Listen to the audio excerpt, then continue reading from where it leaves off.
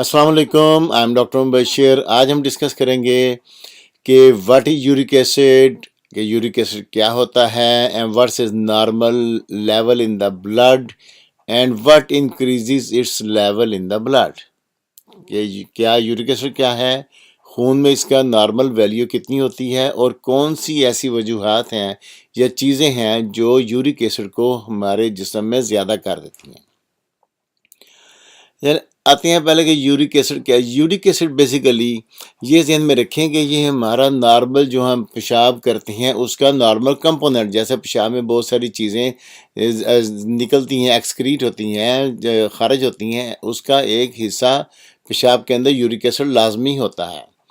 یہ کیوں بنتا ہے کہ ہمارے جسم کے اندر ایک نیوکلیوٹائڈز ہوتے ہیں، پیورین نیوکلیوٹائڈز، اس کی بریک ڈاؤن ہونے سے یورک ایسڈ بنتا ہے۔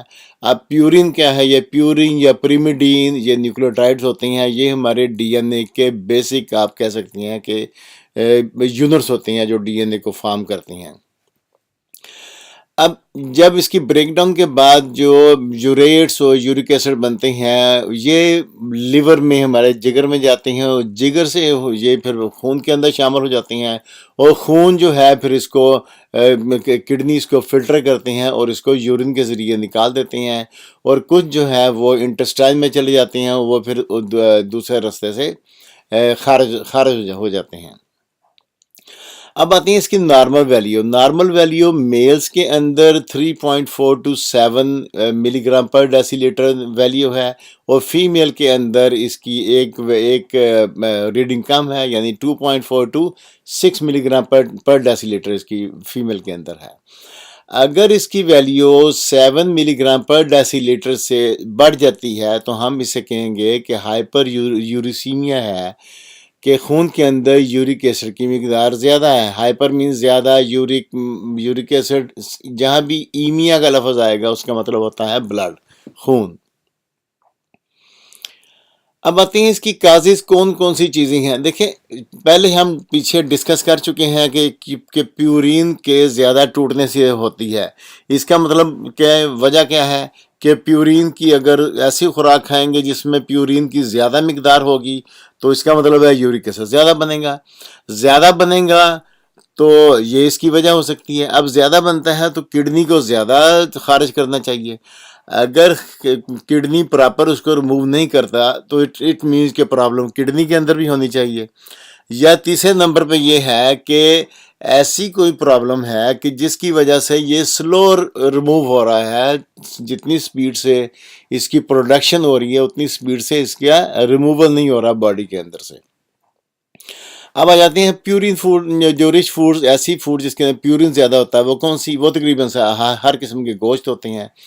دیکھیں، جب اس میں بڑا چھوٹا گوشت کہتی ہیں تو بیسیکلی گوشت میں زیادہ تر جو آرگن میٹ ہے، آرگن میٹ میں یہ کہتی ہیں جس میں گردے، کلیجی، جس میں سری پائے، زبان، یہ جو چیزیں ہیں اس کے اندر پیورین کی مقدار زیادہ ہوتی ہے، اور ویسے آپ گوشت تھوڑی مقدار میں کھا سکتے ہیں۔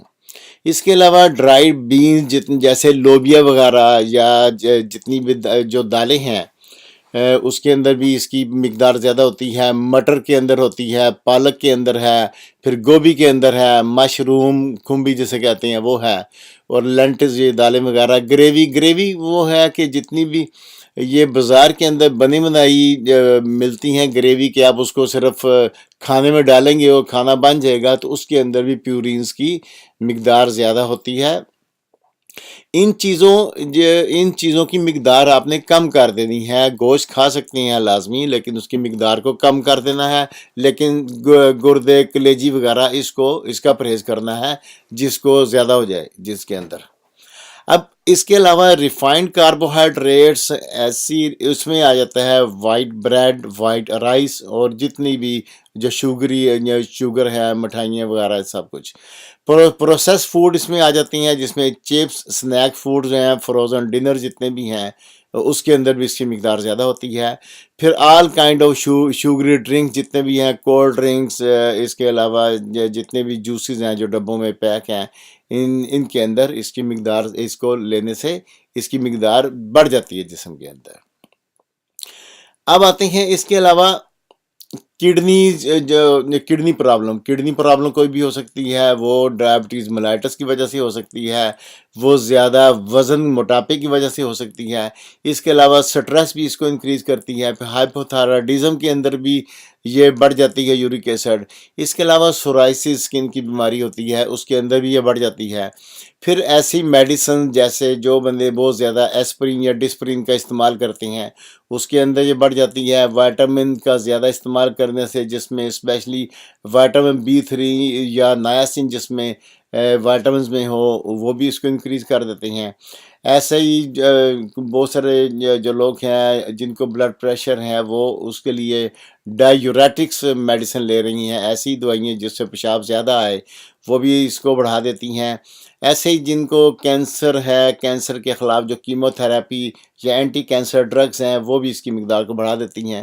اور جو لوگ بہت زیادہ شراب پیتے ہیں یا الکوہل، بیئر جو بھی ہے، اس سے بھی یہ بڑھ جاتی ہے۔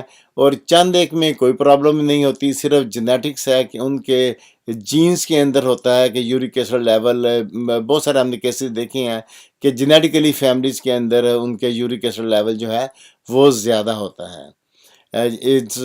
اب نیکسٹ ویڈیو میں ہم ڈسکس کریں گے کہ آیا کہ ہم اس کو جو ہوم ریمیڈیز سے کیسے اس کو ٹھیک کر سکتے ہیں، اور اس کا میڈیکل ٹریٹمنٹ کیا ہے، اور اس کے نقصانات میں مینلی گاؤٹ ہے یا کڈنی سٹون بن سکتے ہیں۔ گاؤٹ ہوتی ہے انفلیمیشن، جوائنٹس کی انفلیمیشن ہو جاتی ہے۔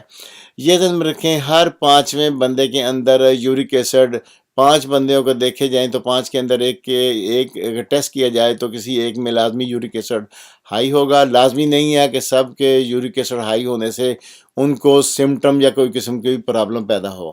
جن کو ہوتی ہے ان میں جوائنٹس کی تکلیف ہو سکتی ہے یا کڈنی کے اندر سٹون بن سکتے ہیں۔